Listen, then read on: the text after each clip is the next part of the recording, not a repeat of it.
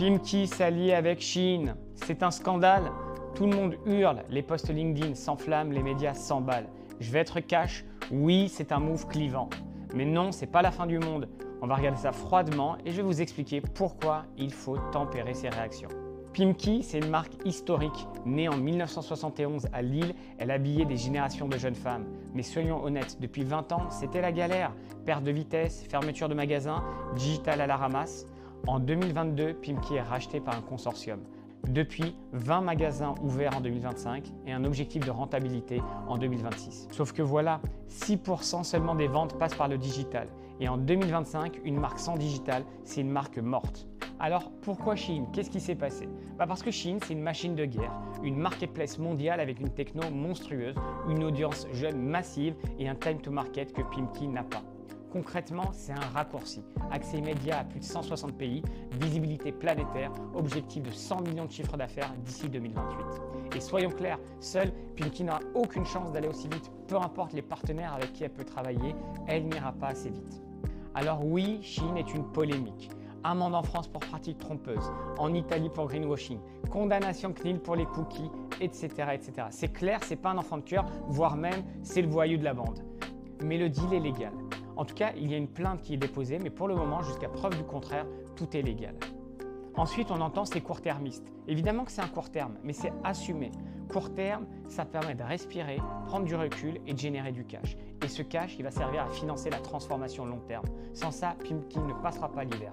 Il y a beaucoup de critiques autour de l'image de Pimkie qui est foutue. Alors en France, oui, le débat est très vif. Mais la cliente cible, les 18-35 ans, elles sont déjà massivement sur Shein de toute façon.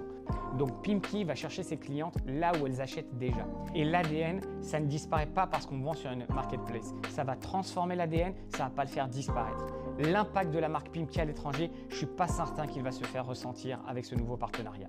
Il y a une autre critique que j'ai beaucoup lue, c'est la dépendance dangereuse à Shein.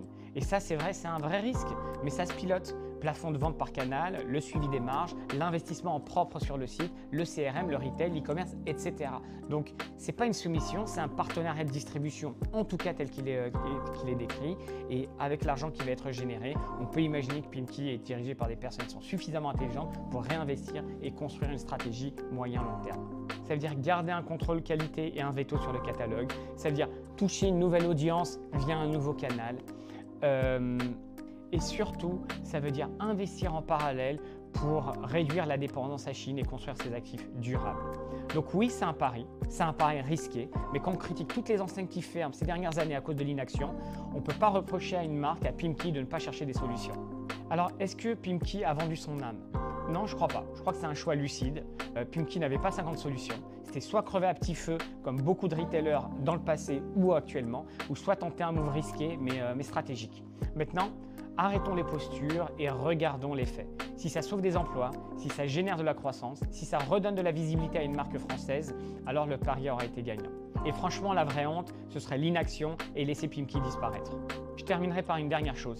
Je ne pointerai pas du doigt Pimkie ou Shein, je pointerai plutôt du doigt le gouvernement ou le système qui est mis en place et qui malheureusement ne protège pas assez les marques, ne protège pas assez le retail français et on se retrouve à devoir faire des choix impossibles.